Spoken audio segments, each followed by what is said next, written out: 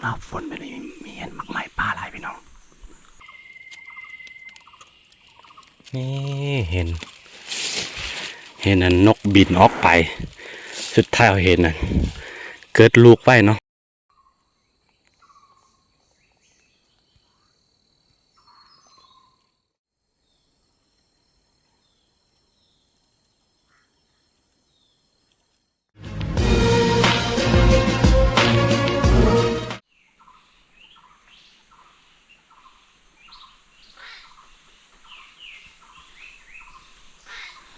ได้ยินเสียงกระรอกกินมันไหน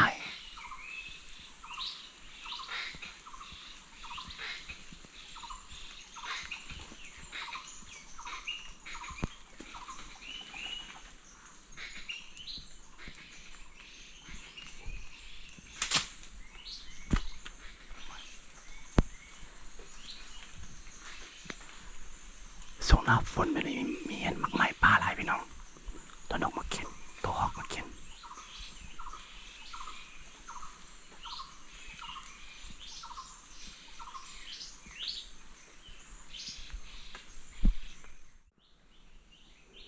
นกเดือว่ายังบ่สุกบางบอนก็จนล้นหมดละนี่ยังบ่สุกพี่น้อง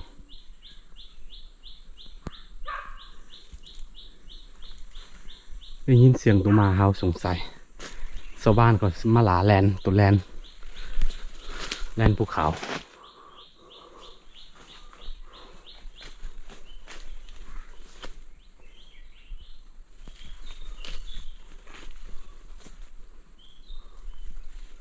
สิมาเบิงว่ากระรอกกินนั่นมาไฟบอลฝนมาไฟหลายสงสัยมันล้นหมดแล้วลองมันล้นเบิงอยู่สวนเขาเนี่ยทุกคน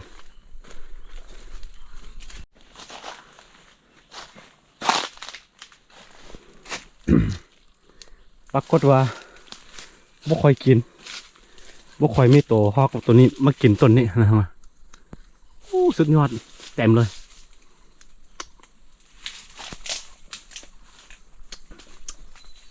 มาไฟปลาพี่น้อง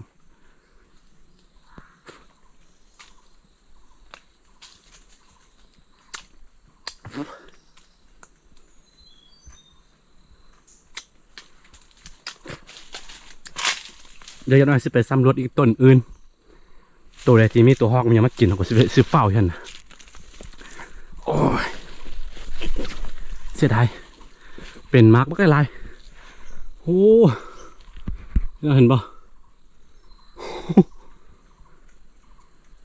สุดอันนี้อยู่สวนเขาเลยได้จากสวนเขาบ่ไก่อันนี้ก็เป็นดินเขานี่แหละนี่ตัวเขาปลูกหญ้าพี่นี่เนี่ยยุคเช็ดนี่แหละเห็นปะ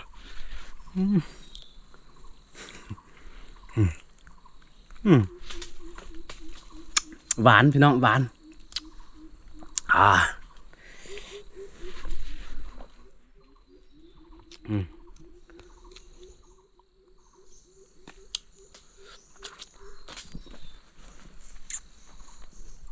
โอ้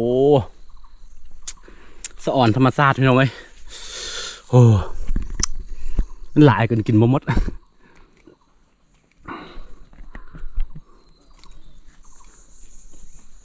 เดี๋ยวมีอีกต้นหนึ่งเอาสิพาไปเบิ่งอีกต้นหนึ่งตัวนี้ต้นอันนั้นบ่มีกินบ่มีตัวฮอกมากินโอ้สะอ่อน เดี๋ยวสิเก็บไปให้สกคูหน่อยหนึ่ง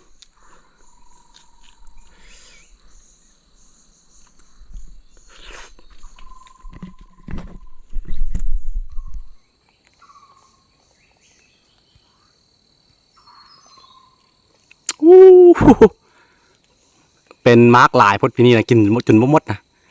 ป้าให้นูให้ฮอกให้นกมากินโอ้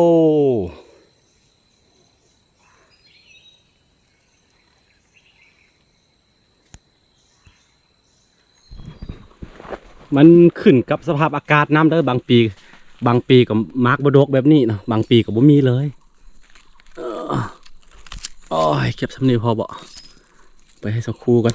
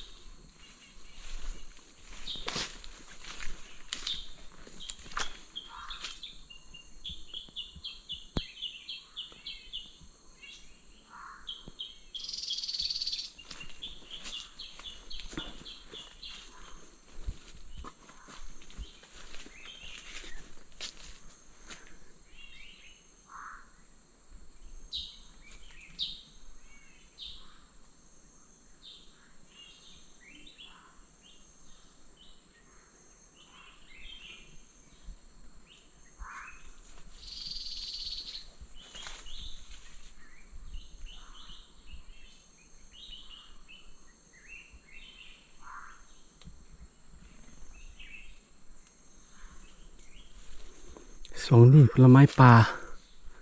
เป็นมากหลายพี่น้องแล้วจะมีนกจะมีกระรอกเนี่ยออกมาหากินโอ้สุดยอดเลย ว่าวแห้งไม่ได้พี่น้องเอ้ย ไม่ได้ว่าวแห้ง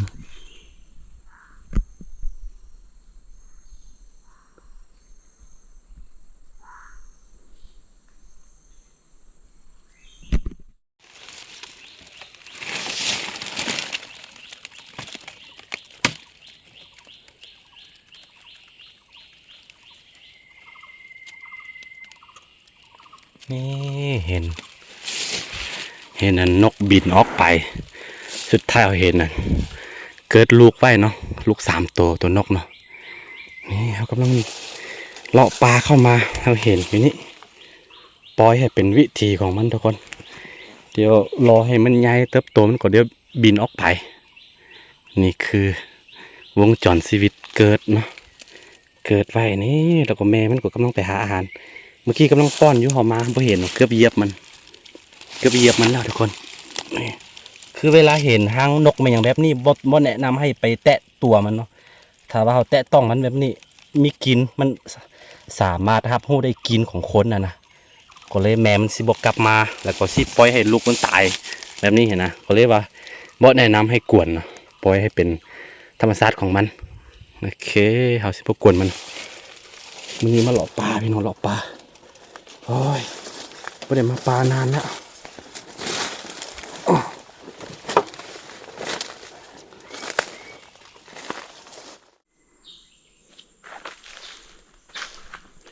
เจอของดีเข้าซะแล้วเห็นป่ะ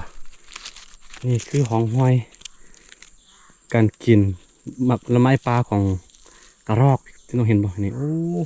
ส่วนหลายเขาจะหากินตามนี่แหละทุกคนใกล้ๆสวนเขาเนี่ยนี่คือสวนเขาปลูกหญ้าลูซี่โอ้ของแท้เดี๋ยวรุ่นน้ำกันว่ามันจะมีตัวนึงมากินอาจจะเป็นตัวกระรอกนี่แหละเห็นป่ะอ้าวน้อยของมันโอ้ตัวนี้คนเขากินได้นะหวาน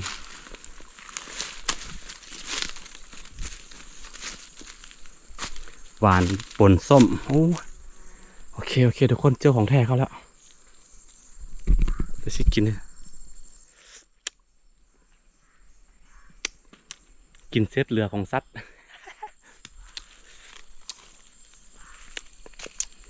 โอเคทุกคนเดี๋ยวรอลุ้นน้ำกันว่าสิได้ตัวอย่างคือมันเป็นวิถีชีวิตของเขาอยู่แล้วหลายคนเป็นอย่างคือโบไทยแบบคลิปแบบที่เขาเฮ็ดตอนแรกๆนะคือเขาพยายามพรไปได้ป่ะหนีบ่พ้นที่เขาซีมาหากินแบบนี้นะทุกคน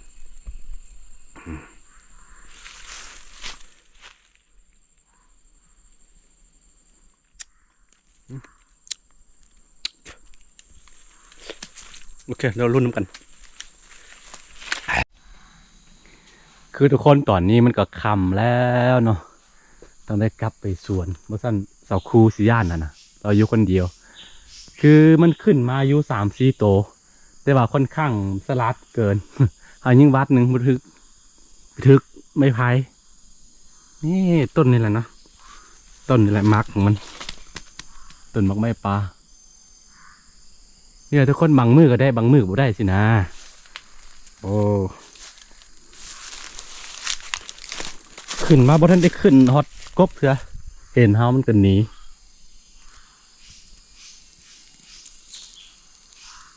ตอนนี้7 โมงกว่าแล้วเอาสิกลับบ้านกันกลับบ้านสวนนี่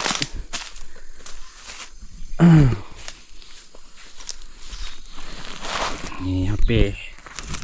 นี่มักไฟเปมักไฟกลับไปให้สกูโอ้บ่ได้บ่ว่ากันมีมือได้มีมือบ่ได้แบบนี้แหละทุกคน